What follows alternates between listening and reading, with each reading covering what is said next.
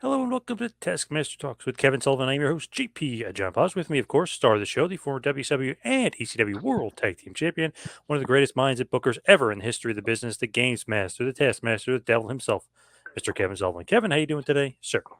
Great, JP. How are you, my friend? Doing pretty good. Can't complain. I see that WWE's ratings aren't doing so good, and a rumor of Vince McMahon wanting to make a return. Have you seen or heard anything about this? Yeah, I heard about Vince wanting to come back, but what did you say the ratings?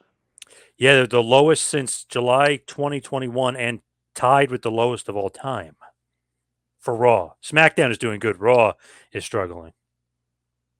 Uh, do you think Raw is struggling because of Monday Night Football?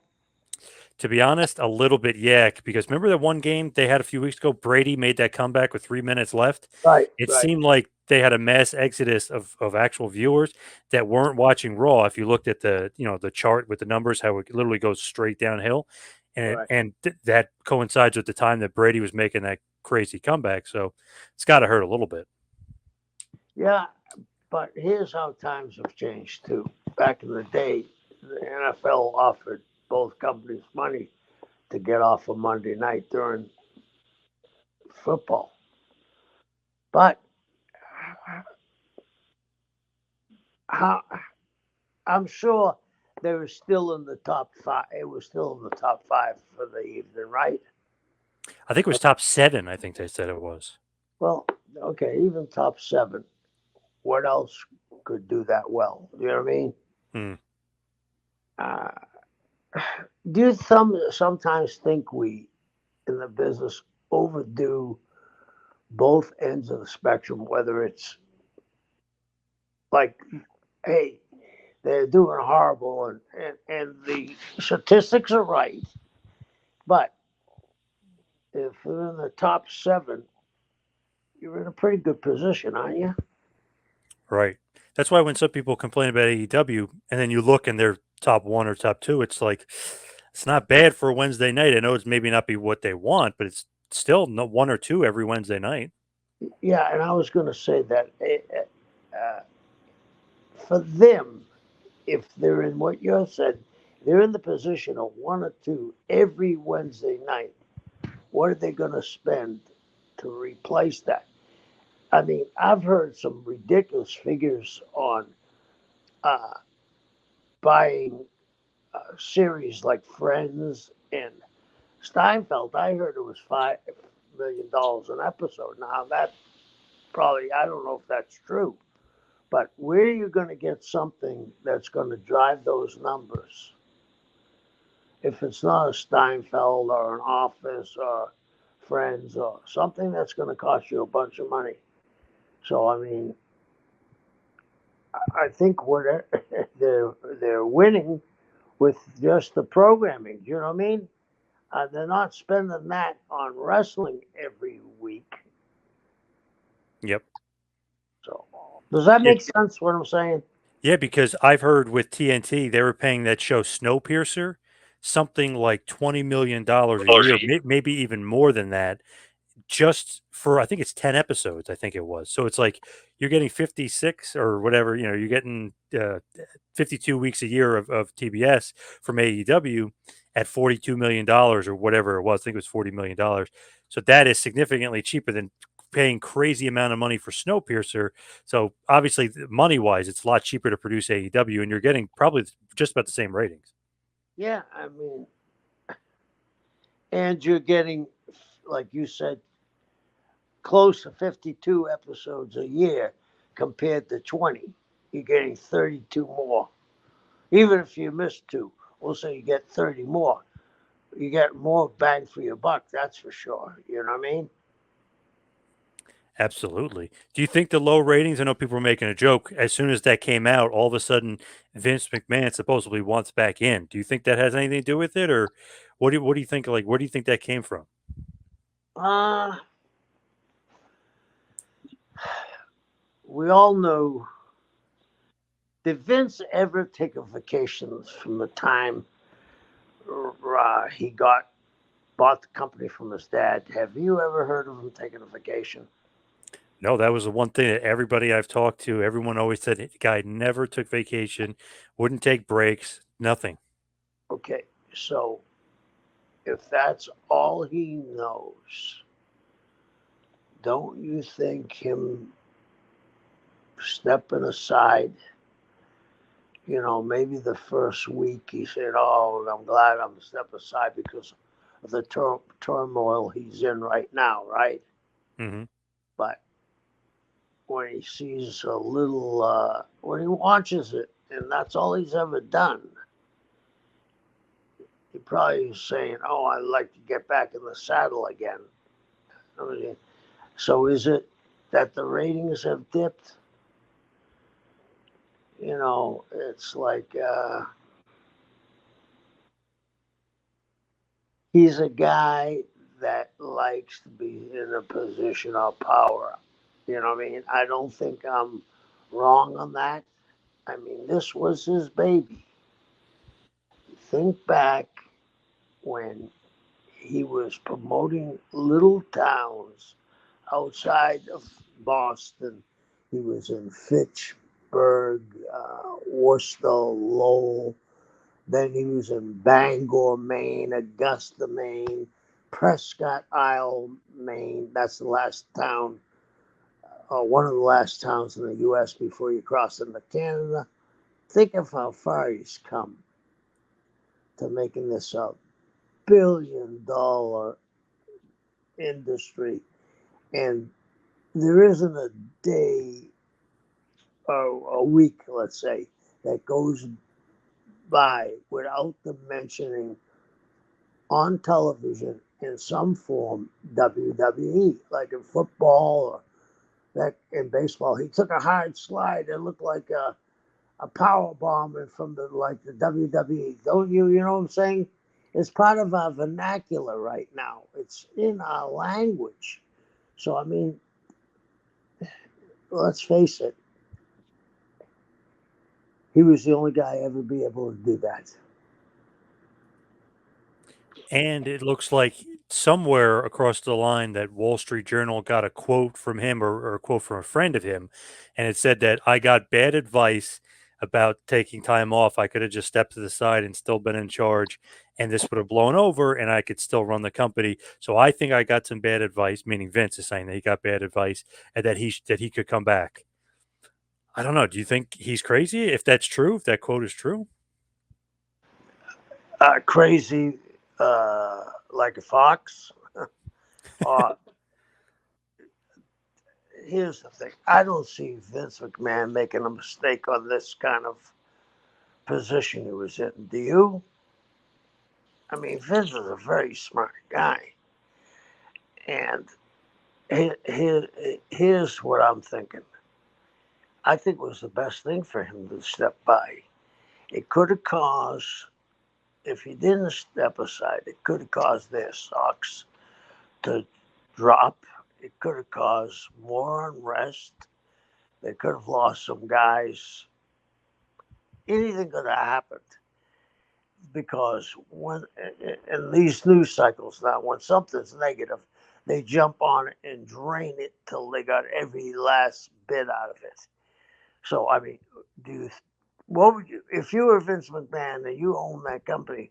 What would you have done? I would have stepped aside. What would you have done?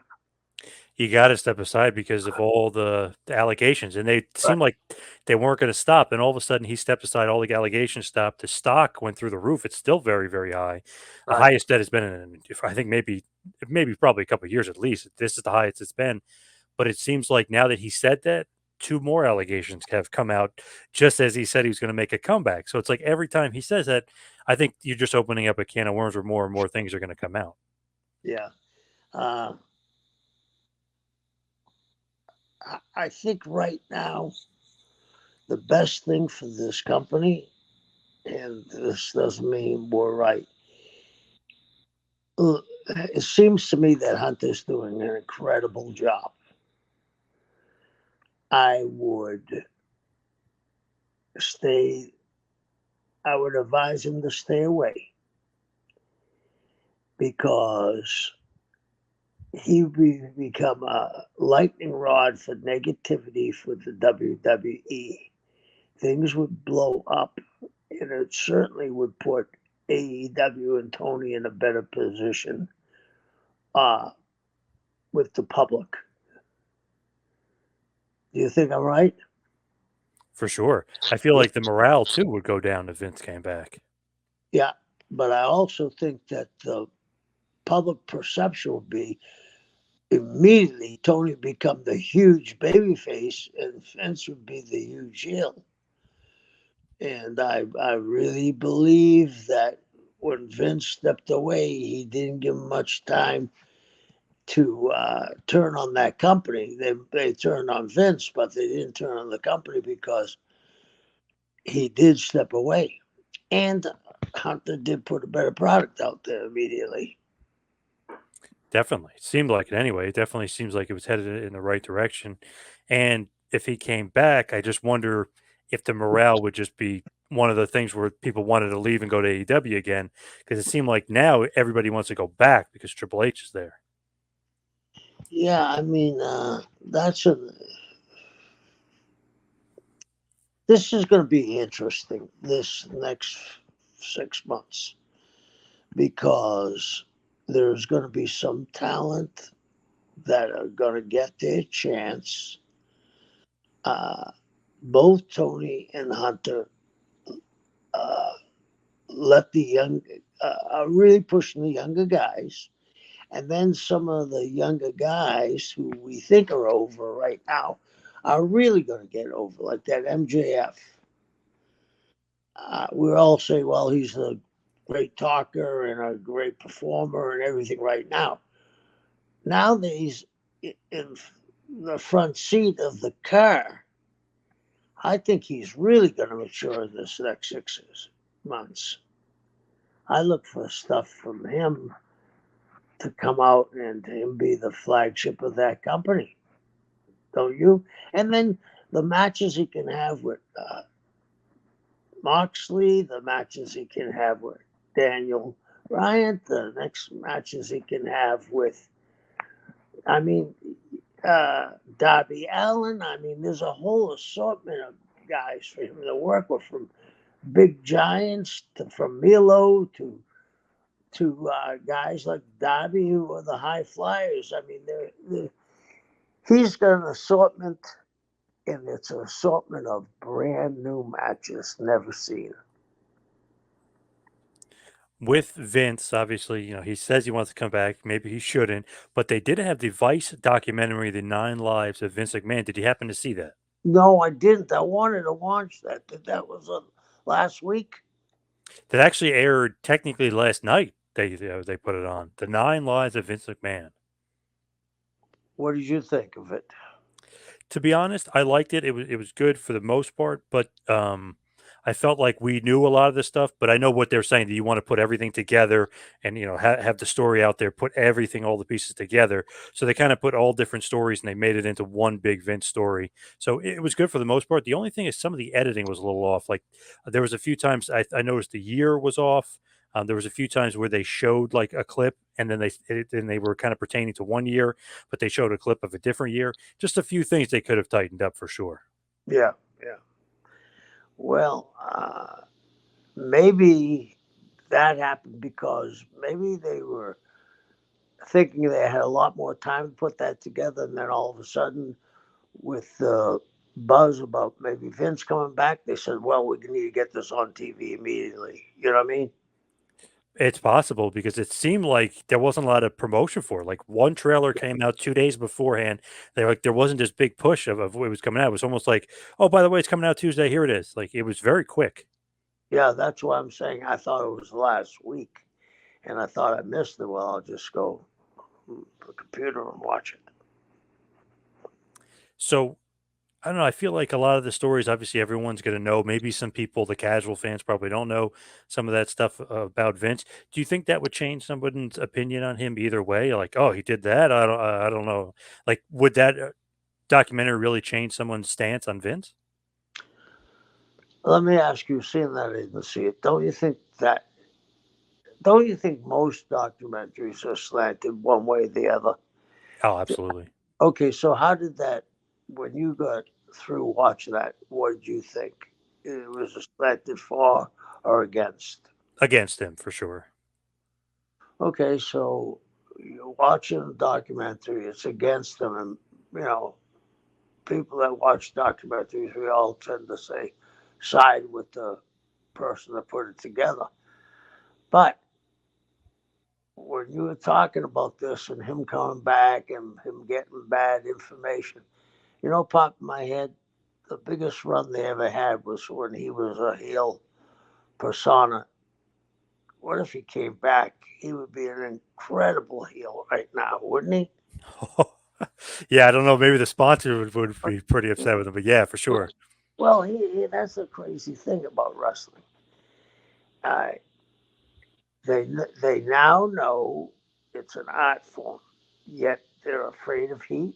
I mean, you watch any cable program, uh, American Horror, go down the list. You know what I mean? Violent stuff. But wrestling, they have a special niche for it. And say, well, you can't do that. It's like I was thinking that if he came back and took that persona up, and maybe he even, I mean, this is going to drive people crazy, but could you imagine if Vince came out with three women on his arm like Rick used to do after all this? Would Yeah. it, would it get heat? Or is it too much that people say, oh, he's mocking? That's when we're in a funny situation about cancel culture. What do you think, JP? I don't know. It's a slippery slope. I feel like the cancel culture is too much. I hate cancel culture and all that stuff. But in this case, I don't know. They might be justified if Vince has all these allegations and then he just comes on TV and acts like acts kind of like what we think he acts like behind the scenes. And I don't know. It might be too close for comfort. I think the cancel culture would go nuts on that. Oh, I do too. And that's why I'm saying we're in a. Here's something that about that. Did you see where they had a kind of roundtable discussion with comedians, and which blew me away. Like 75% of them thought, and I always heard that people said The Office couldn't be back on again. You know, Hmm. you see where they were saying 75% of the comedians said, yeah, it could be because it was so over the top. And then I thought about it. I like The Office. There's a great line when he's going to the dentist, the Crentist line. Do you think The Office could happen today? I don't know. Some of those episodes, I feel like these people go nuts. There's an episode where Michael Scott is like, I wonder if black people eat pizza.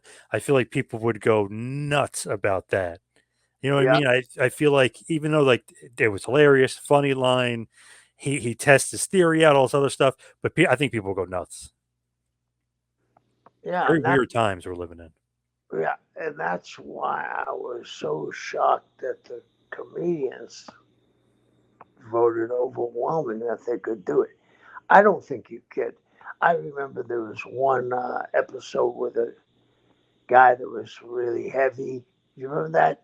He came from another branch, and they told him to get up on the table and sit.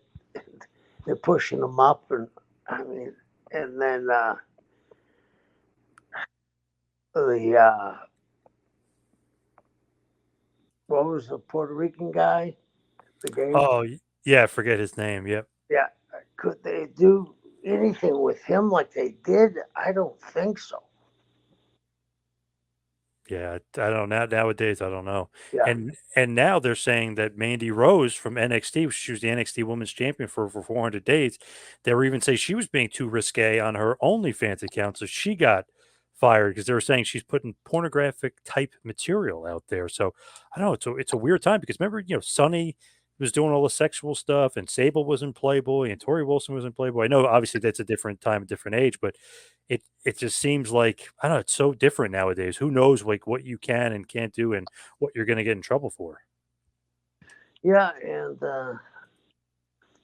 think about this: Playboy got taken over by Hugh Hefner's daughter, right? And then stopped putting in pictures of naked ladies. Yeah, weird. Yep. We went from Hugh Hefner to having all the playmates to his daughter running Playboy and not having pictures in it. Yep. Became like the New Yorker magazine, you know. It was for highbrow reading. Yeah, weird, right? Yeah, yeah. So do you think that, obviously you probably didn't really see much of the Mandy Rose stuff, but do you think that, I don't know, what you do privately for your OnlyFans account and like, do you think like you should be able to get fired for that? Well, do I think you should be able to get fired for that? You're representing that company. And we've talked about this before a lot. I've told you about why WCW didn't work, I think, was the bottom line. They are doing so well in their stocks, and they're not going to take the chance. It isn't back in the day where they look the other way. You know what I mean? Hmm. They're not going to take the chance of one person or a group of people bringing their corporation down. How many people, families are being fed over there? Thousands. And I don't think whoever's in charge, whether it's Hunter or Vince or whoever, they can't afford to take a chance on that. I mean, their stocks are way up. And like you said, they took a little hit when Vince stepped aside. But then as soon as he stepped aside, it went higher than it was before. So, there are things that she probably was pushing the line and she thought, well, I can take another step and go over it. I'm Yeah. sure somebody said, I'm not sure of anything, but I would assuming somebody said to her, that was they had to give her some kind of warning, don't you think, JP? Yeah. You're Yep. getting too close to stepping over the line. So, Yep. So it looks like I guess somebody revealed or released some of the pictures that is supposed to be, but behind a paywall, obviously, with OnlyFans. But then it got leaked out, so WWE was saying these are too uncensored, and basically it was too much. It was too closely related to doing like pornographic stuff, and they're too PG now for them to kind of handle that kind of stuff. So unfortunately, I think she'll be back eventually, but right now she's gone, which stinks for her, obviously. yeah, but you're probably right. She will be back. So, the thing about life is you learn from your mistakes, not your successes. So, hopefully, she'll be back.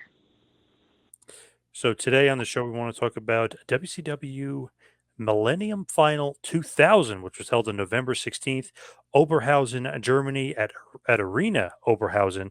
Over 9,000 people in attendance for this one. German only pay per view here. So that's the interesting part. Now, you were part of, or I think were part of a European, not pay per view, but a European tour in 1994.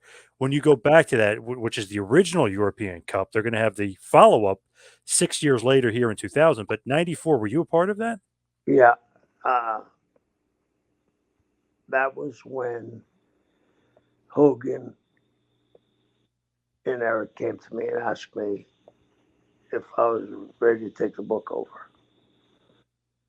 So it was very good tour for me. Hey, that's a good thing. Yeah, So when these tours happen, who like books these tours? Like as far as like talent, who's doing the win loss? Like what is the protocol, or how did these things even like get booked in the first place when you're going to Germany? you mean how do you book it just like you would in the states? So You bring in your A1 talent and you book it like you would a storyline. You know what I mean? But you'd have little bit more of a tendency to, because of the length of time about coming back, it would be rather than heat loaded, it would be baby faces loaded. You know what I mean? You want people Hmm. to leave in a happy mood because you're going to be gone for quite a while. But who gets the building, JP? Yeah, Who like got? how does it get booked out? Yeah. They had a company over there that did music. They did boxing. They did about everything. You know what I mean? And the guy, I remember the front guy we dealt with. Uh, he did a lot of stuff all over Europe, but he was German, but especially in Germany. You know what I mean? And then, thing we forget is Europe is like the States, Germany is close to Austria, so different people run different things, but they all know each other. It's like back in the day when promoters had territories, you know what I'm saying? So maybe the German promoter calls the Austrian promoter and says, hey, listen, I got WCW coming in. Here's the guy to call, Eric Bischoff. Call Eric and see if you can get the tour prolonged and go to Austria because the travel would be that bad for them. So, or if you don't do this one, set it up for another one. So you always have to have a local promoter, pretty much. Yeah, I mean, because you got to know how to get permits. It's like in the States, you know how you're gonna you got a business and you're gonna put up a sign. You just can't put up a sign. You got to get a permit. It has to be so big, so small, so if it fits in the same color. So you have to know the landscape. So it's better to use somebody over there that knows the rules of the road. You know what I'm saying? Hmm. So yeah, So as far as this original European tour in '94, the one I'm referring to is actually in March of '94. Basically starts on March 8th, and it will end up basically going all the way till March 20th. And it'll have the European Cup tournament with 16 guys in it, and that will last throughout the entire tour, which pretty cool and pretty different to do that. And obviously, when you're doing that, it's almost like the King of the Ring concept, so to speak. It's a tournament, but it'll last more than just one night. It'll last through many nights. So I don't know. I thought it was a pretty cool concept from back in the day, and I think a lot of people will remember that tour because that's when Mick Foley lost his ear on the rope against Vader, and his half of his ear got chopped off. yeah, you're right about that. I think that wasn't the '94 tour. I don't believe. Wasn't that later on for Mick? So Mick was in '94, March of '94. Hogan's was a little bit later when he did his little Hulkamania tour out there. Okay, but when did Mick lose his ear? Was that '94? Yeah, March of '94. Yep. Okay, okay. So Hogan wasn't on the first one in '94. Well, you No, bet. he's on the second one. Yep. Okay, so I was not on the first one. I was on the second one with Hogan. Okay. Okay. So this European Cup tour, they were kind of calling it Battle Stars, basically. Like every tour was like Battle Stars day one, day two.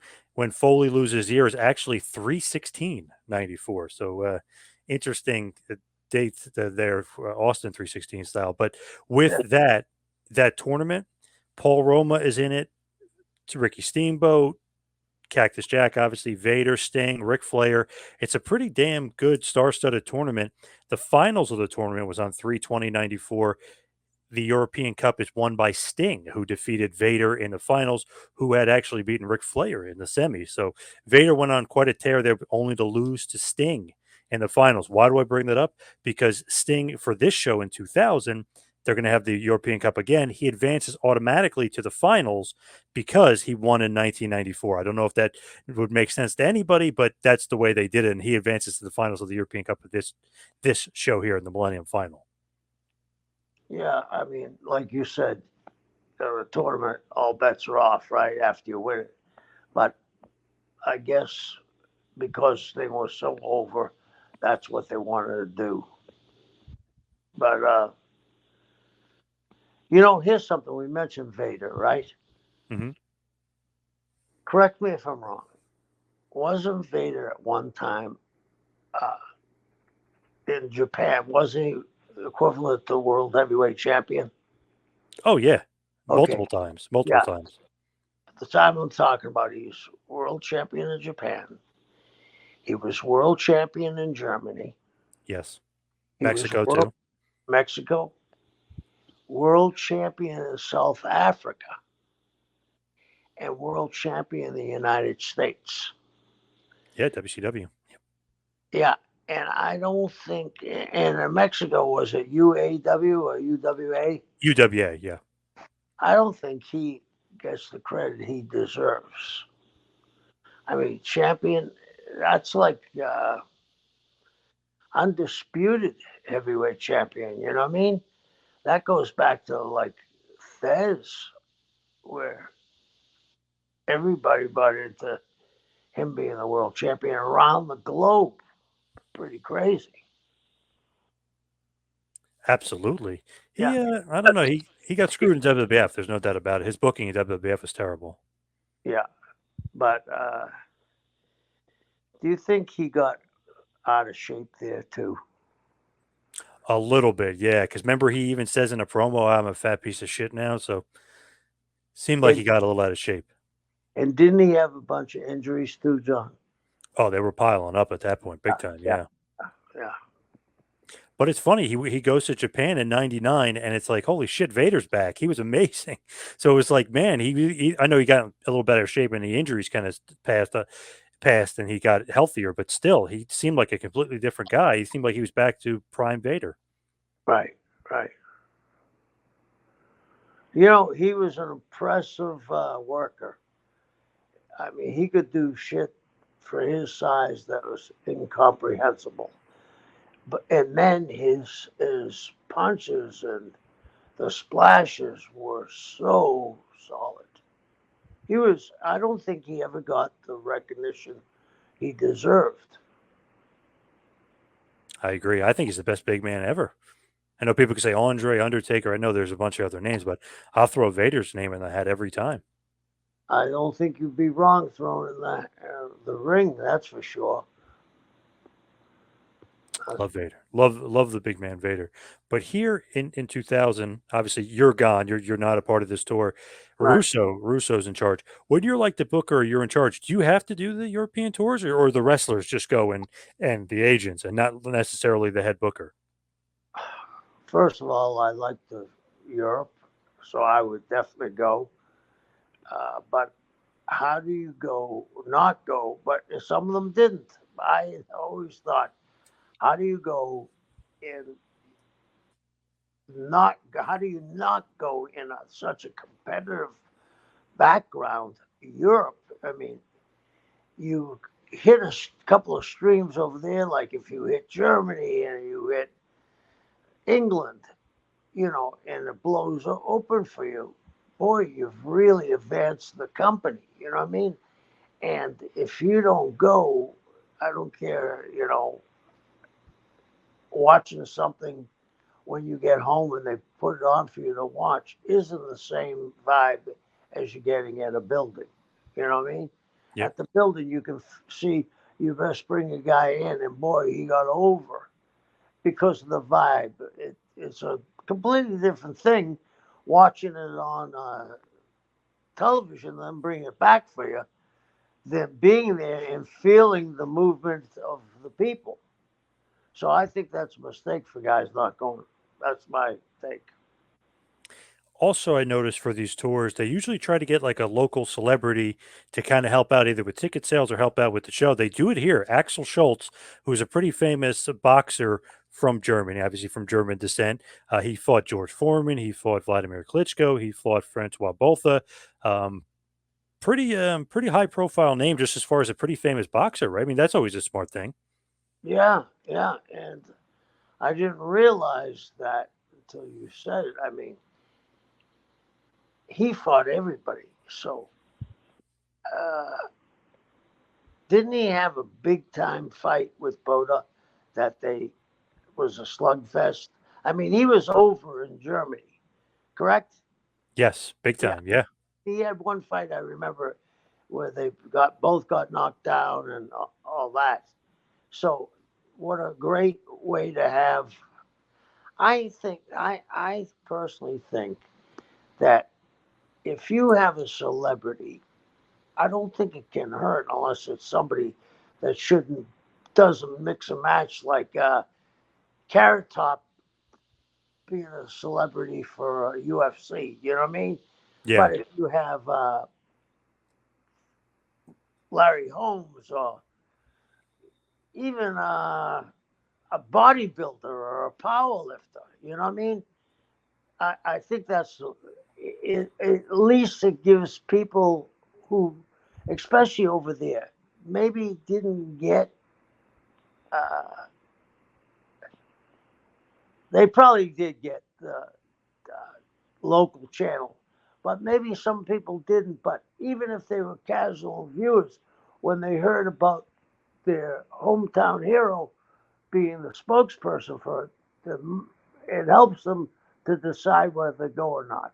I think. You?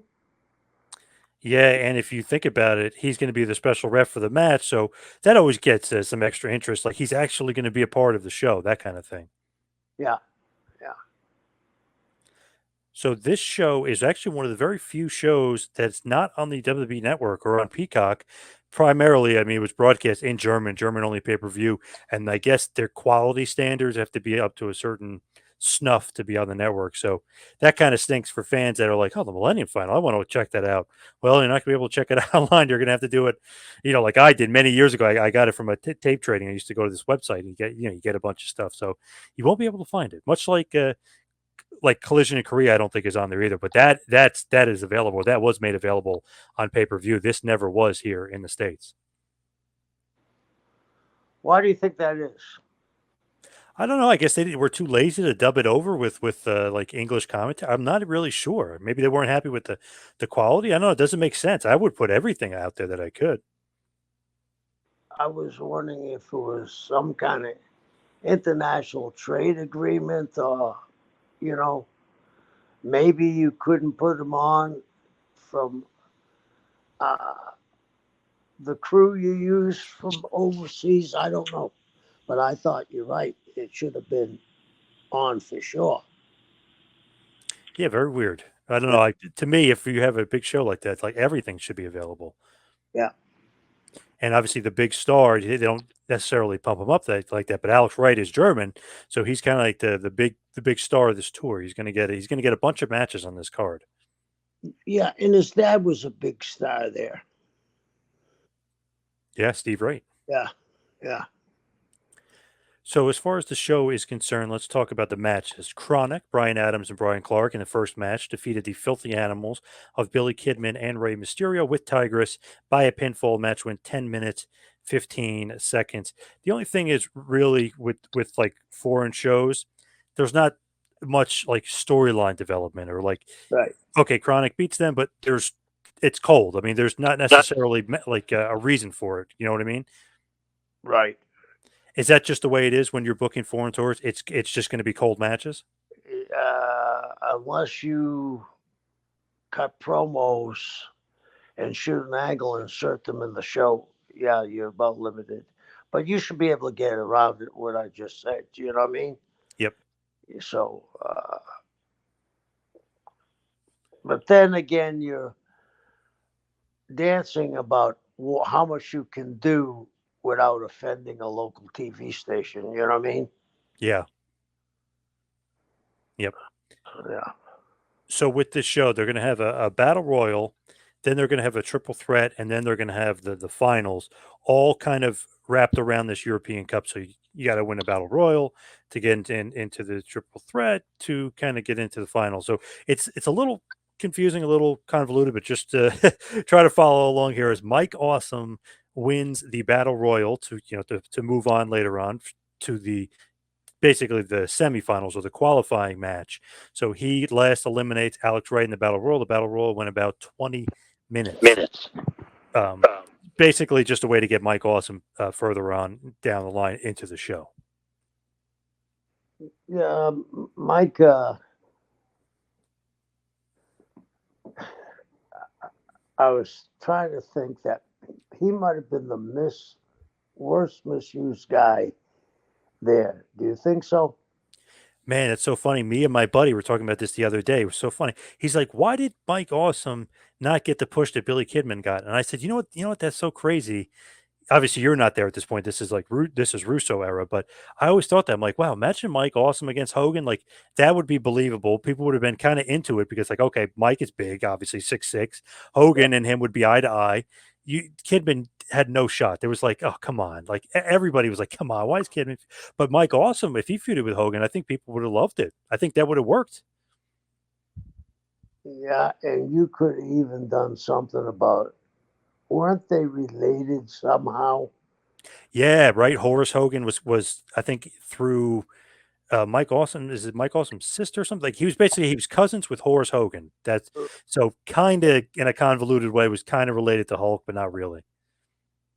The thing is, Horace is Hogan's nephew. Yes, yes. So he's Horace's cousin.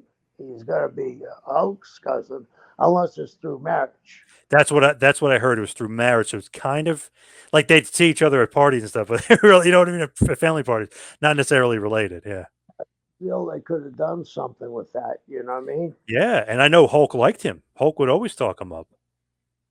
Yeah.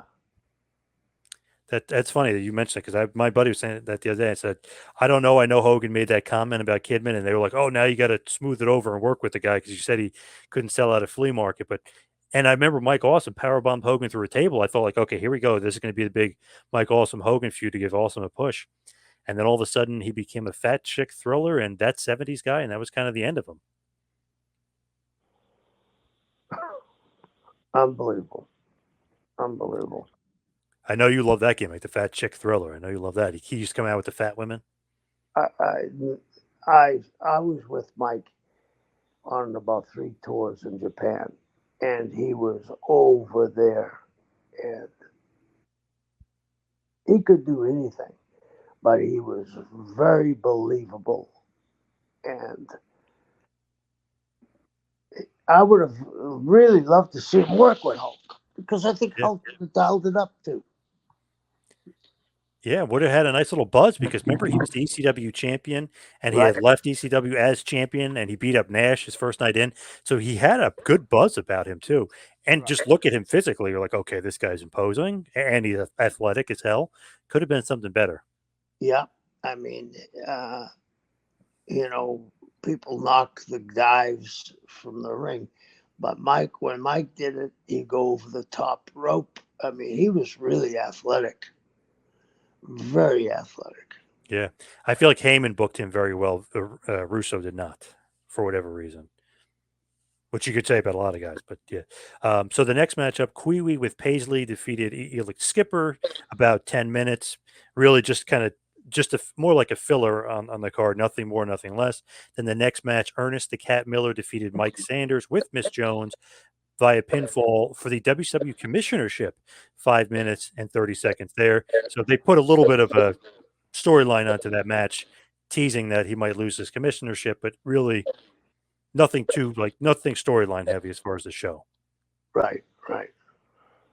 So then we have a General Huge Erection, which I know your favorite name in the history of the wrestling business, defeated Lance Storm with Major Guns, another one of your favorite names, by DQ, and that was for the WCW United States Championship, aka the Canadian Heavyweight Championship. Match went 7 minutes, 30 seconds. Huge Erection wins by DQ. Great name. Yeah, and Bill was saddled with that. Bill was a hell of a performer.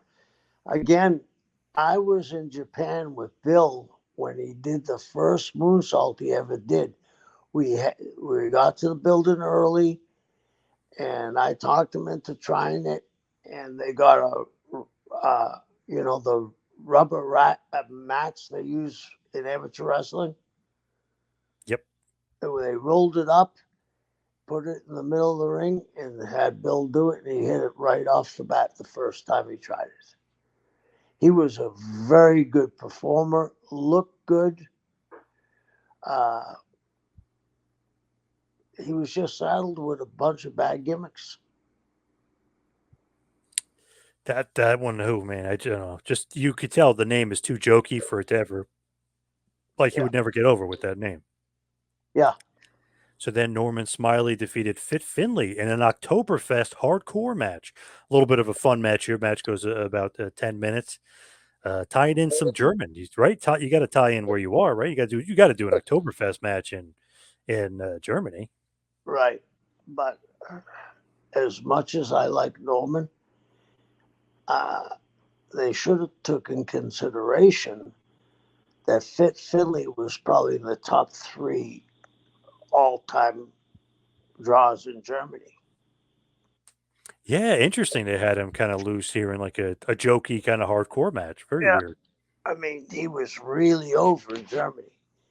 I mean, that's the first time I ever heard of Finley was Terry Funk and I were talking. He said, there's a guy in Germany who's one of the greatest workers I've ever seen, and nobody knows him. And he says he's over there like anything. He works with Otto. I said, well, he's a big guy like Otto. No. So, I mean, they obviously didn't know his background, or if they did, they didn't utilize it. When you think about that, and I remember Triple H beat Jinder Mahal in India. Does that, like, not necessarily with this match because Finley wasn't high up on the card, but can that kill the territory? You're beating your own hometown guys. Wouldn't the fans be like a little, I don't know, disgruntled? Here's what I believe. I believe that it helps a town when your hometown hero loses Whoa, okay. because people say, well, that is a fake. He's got enough pull. But it's how you beat him. You know what I mean? Mm. It's how you beat him because, hey, you know, it gets to a point where you can put your hometown boy over, but it gets to be a point where he has to get beat. You know, Yep. So then we have Alex Wright, and subbing for the Disco Inferno is General Huge Erection. They're going to defeat the Natural Born Thrillers of Jindrak and O'Hare by pinfall to win the WCW Tag Team Championship. Match goes about 11 minutes, 30 seconds here. So Alex Wright winning the tag team title with a substitute, General Erection, here in Germany. I believe Alex Wright and Disco would end up defending the titles at one point. So technically, I guess you could say Disco was tag champ, but not really, not officially, because him and the subbing General Rection win the tag titles. That's got to be good for the hometown crowd. yeah. And Alex was over there.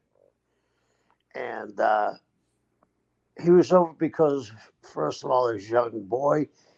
And his father was a huge star there. That's what we were talking about.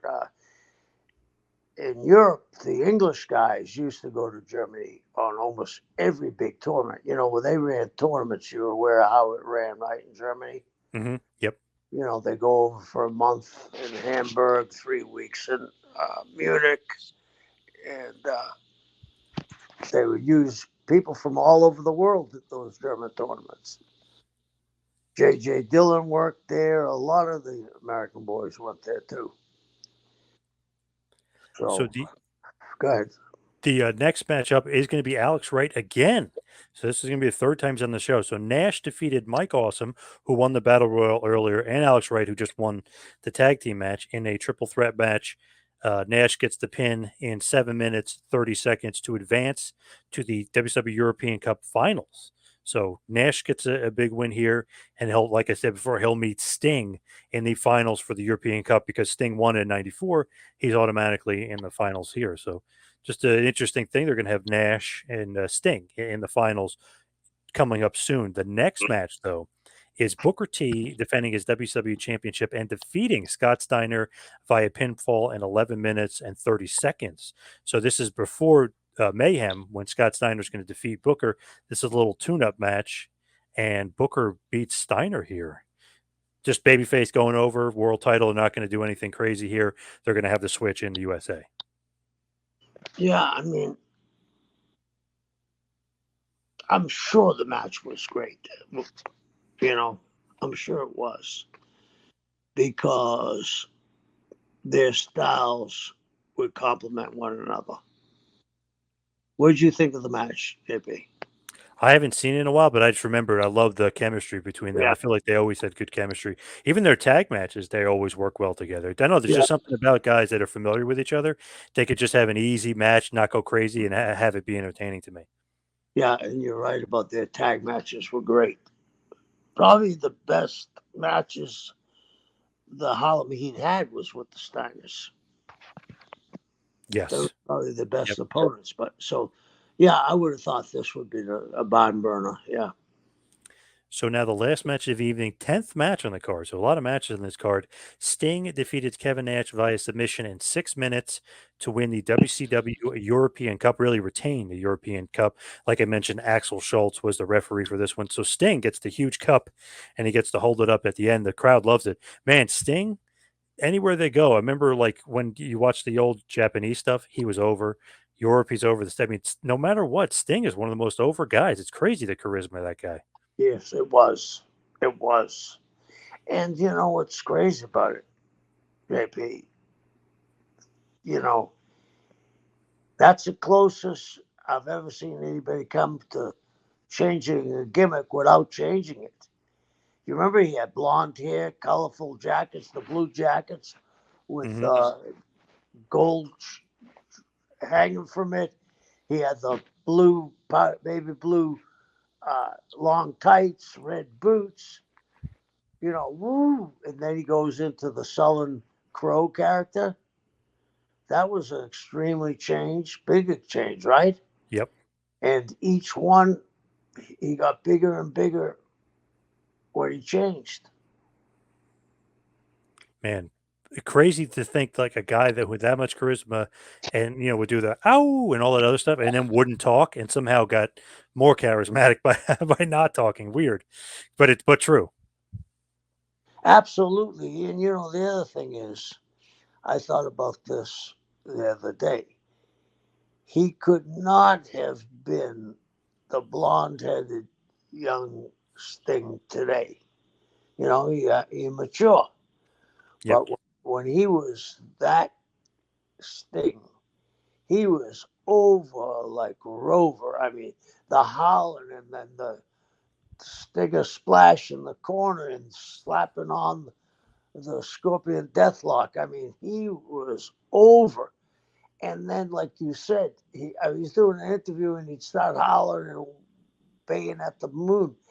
Now he takes away the blonde hair, long brownish black hair, black and white face paint, and he's hardly talking. He went 180 degrees from the character that got him over. He did an amazing job. Yep. Yeah. And he's still wrestling today and literally crazier than ever, jumping off balconies. I mean, he's going all out. I just heard that he had his knee scoped because he wants to be ready for 2023 when he's going to be 65 years old. But he wants to have this match with Muda. I guess it's a six-man tag with Muda, Darby, and himself in Pro Wrestling Noah. He wants to do a bunch of other things. So, man, he's not stopping either. It's crazy. And he's in amazing shape. Yes, he is. Yes, he is. And good for him. So this show, I mean, it's nothing really to say thumbs up, thumbs down about, but it's almost like a big house show, like a giant house show. I know it's a German pay per view, but that's what it comes off to me. It's like a fun house show with maybe predictable outcomes, but a decent show with some good matches. Yeah, it's like you can say, oh, I remember 10 years ago I went to the tournament for the German Cup and I saw Sting and I saw Nash and I saw Booker T and I saw Steiner. And it was, like you said, a grandiose house show. Yep. I don't know. Do you know Mike Ritter? I don't know if you're familiar with him. He was a part of WCW for a little bit towards the end. He works for AEW now. I don't know Yeah, if you're familiar with that I, name. yes, I am familiar with the name. Yeah. He had said that in 2001, had WWE not bought in WCW, that they were going to go back to Germany for another pay per view in the autumn of 2001. It was going to be called Odyssey. I don't know if that's true, false, or not, but I'm just throwing it out there that that's something that he said because of the success of this show. They had 9,000 people, and all the shows did well. So it seemed like WCW wasn't doing well over here.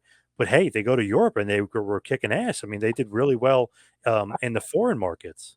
Okay, so they were going to go over there as WCW. If Vince didn't buy them, they were going to go back in 2001. So basically, he was saying they were successful here in 2000. That if they were still in business in '01, it was already planned out they were coming back.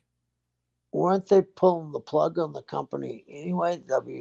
Weren't the powers that be, the I North guess I Tower? guess had they not, I guess he's saying Okay, had they yeah. not, yeah, If they had continued on, yeah. yeah, yep.